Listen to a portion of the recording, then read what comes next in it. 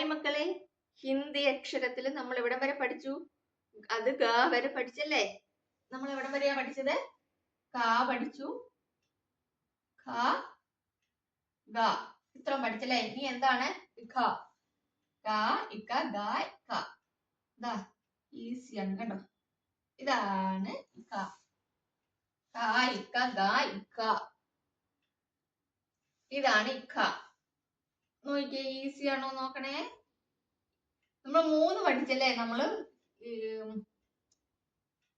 മാത്സിൽ 3 നമ്മൾ കണക്കിൽ 3 പഠിച്ചല്ലേ?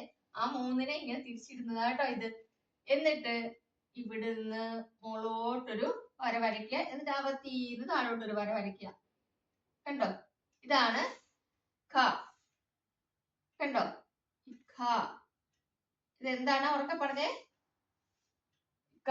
അപ്പൊ നിങ്ങളൊന്ന് എഴുതിക്കേ, സെന്റിമെന്റ്സിലൊക്കെ എടുത്ത് എഴുതിക്കേ. അതായത് നമ്മൾ 3 ഇങ്ങനെ എഴുതി അല്ലേ? ഈ 3നെ ഇങ്ങോട്ട് തിരിച്ചിടുക, അത്രേ ഉള്ളൂ. അല്ലെങ്കിൽ 2 സി. കണ്ടോ?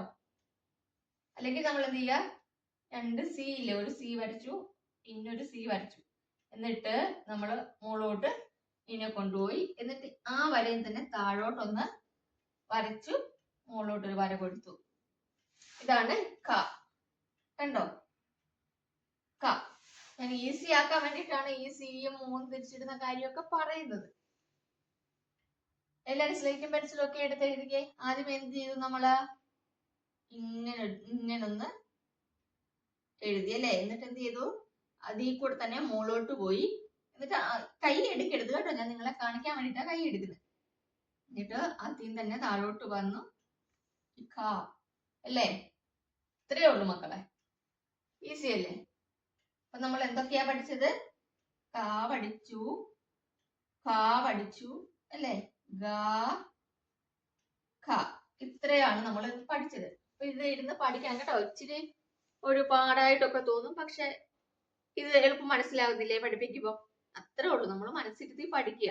കറക്റ്റ് ആയിട്ട് എല്ലാരും പഠിച്ചെങ്കിൽ അത് കമന്റ് ചെയ്യുക. അടുത്ത ക്ലാസ്സിൽ കാണാം കേട്ടോ. അപ്പോ എല്ലാരും ഇരുന്ന് പഠിക്കുക. ബൈ.